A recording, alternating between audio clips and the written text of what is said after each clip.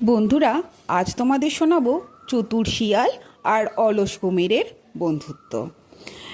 এক বনে ছিল এক চতুর শিয়াল আর ছিল এক অলস কুমির। তাদের দুজনে খুব ভালো বন্ধুত্ব ছিল। একবার তারা ঠিক করলো একসঙ্গে চাষ করবে। প্রথমে তারা ঠিক করলো আলু চাষ করবে।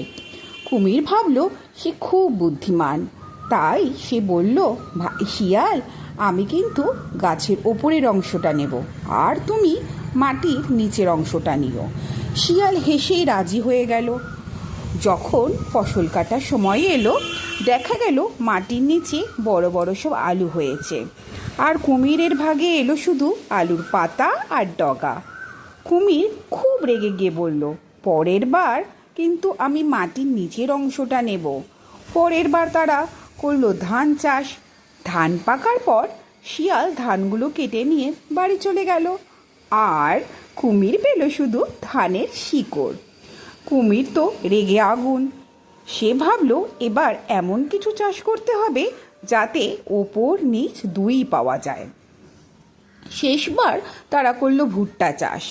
কুমির আগেই বলে রাখলো, এবার আমি গাছের আগা আর গোড়া দুই নেব, তুমি শুধু মাঝখানটা নিও। শিয়াল তাতেও রাজি হয়ে গেল।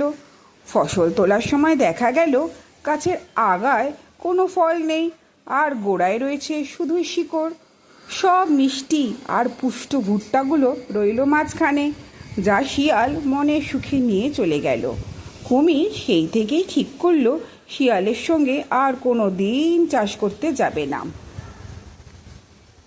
গল্প থেকে আমরা শিখলাম যে গায়ের জোরের চেয়ে বুদ্ধি অনেক বড়, আর না জেনে বুঝে কোনো কাজে নামা একেবারেই ঠিক নয়।